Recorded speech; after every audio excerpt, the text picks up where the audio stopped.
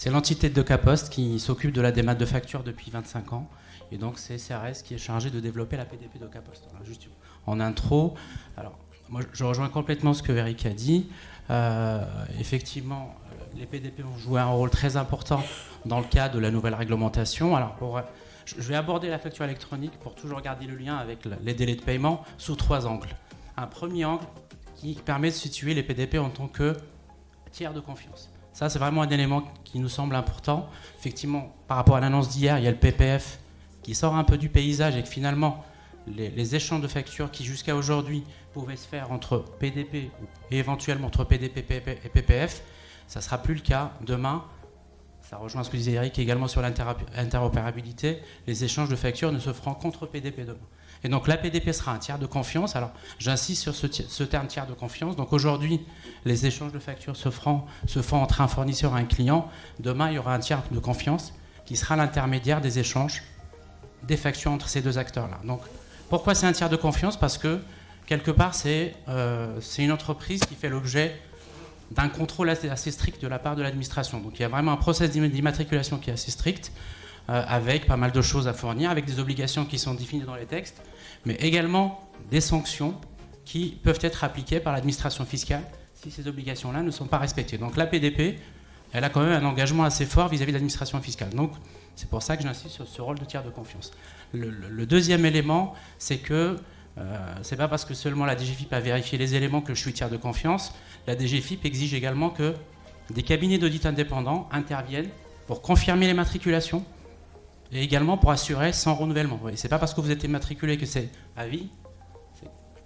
C'est quelque part un laissez-passer pour 3 ans, mais plus tard, vous devez apporter la preuve que vous respectez toujours les obligations qui sont définies dans le texte. C'est pour ça que j'insiste énormément sur ce rôle de tiers de confiance. Un autre élément, c'est que quelque part, la PDP va pouvoir vous aider dans vos échanges de factures. Ça, c'est vraiment un élément assez important.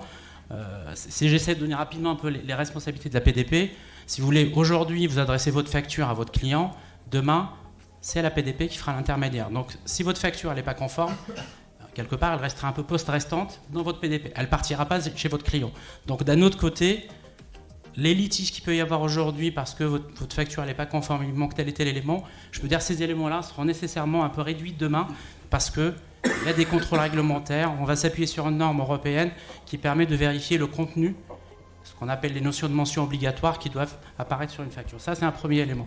Donc le deuxième élément, c'est que la PDP va quelque part tracer les échanges. Donc on va avoir de l'information, on va voir à n'importe quel moment, on a la possibilité, en se connectant sur sa PDP demain, c'est une obligation de la loi, d'avoir de la visibilité à un instant T sur où elle est ma facture.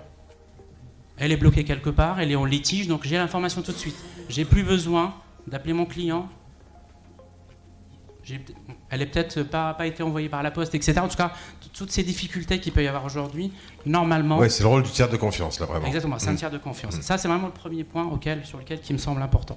Le deuxième point, c'est, je pense que ça rejoint un peu ce que disait Eric aussi, c'est il y a effectivement la nécessité d'anticiper, mais pour moi, il y a un autre élément, il ne faut pas considérer la PDP comme l'acquisition d'un énième outil informatique. C'est pas du tout cela. C'est vraiment, il faut avoir une démarche un peu plus globale, une démarche un peu de bout en bout, parce que si la facture elle est mal générée par vos systèmes amont, par vos process amont, eh ben, elle restera bloquée dans votre PDP. D'où l'importance vraiment de se poser la question sur comment je fonctionne en amont. Aujourd'hui, j'ai un outil qui permet de gérer qui produit de la facture.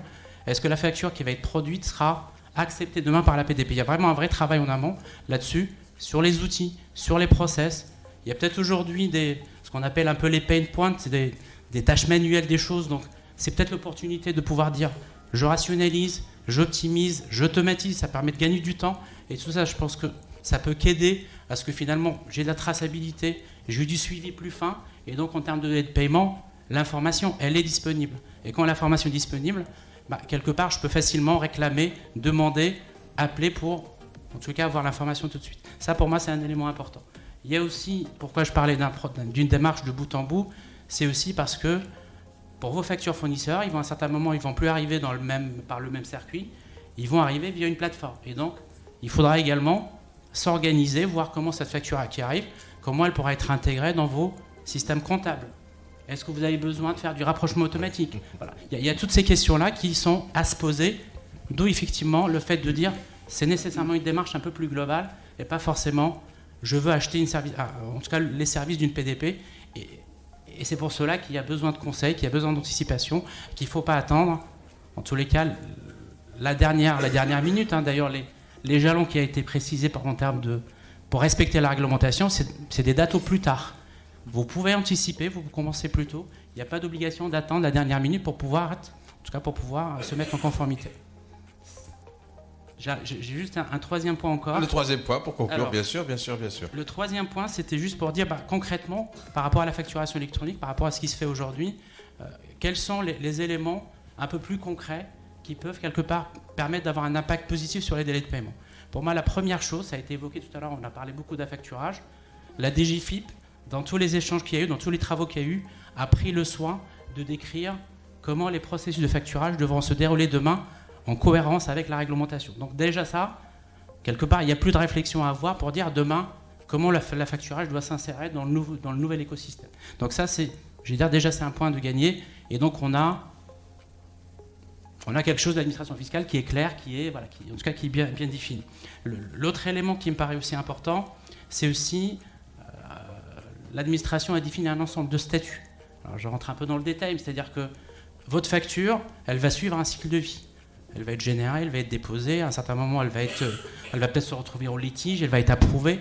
En tout cas, toutes ces étapes-là, l'administration a défini une liste de statuts normalisés et l'ensemble des PDP se sont engagés à mettre en visibilité l'ensemble de ces statuts. Donc, à n'importe quel moment, sur votre PDP, vous pouvez réclamer le fait d'avoir de la visibilité sur où elle est ma facture. Donc ça me paraît un élément assez important.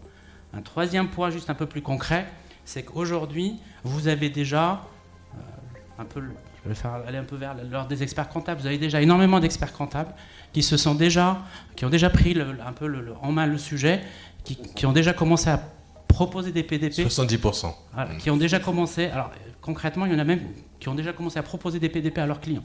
Et donc là, en termes d'accompagnement, je pense que pour les petites boîtes, les micros, les TPE, et donc ils ont un conseil privilégié pour aller effectivement vers...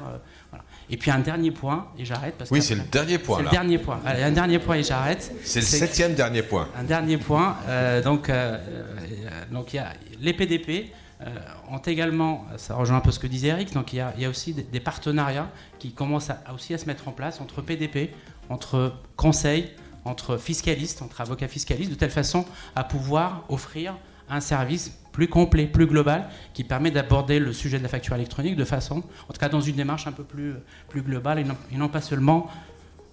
C'est pas qu'un sujet DSI, c'est pas qu'un sujet technique, donc c'est vraiment le message sur lequel je voudrais insister.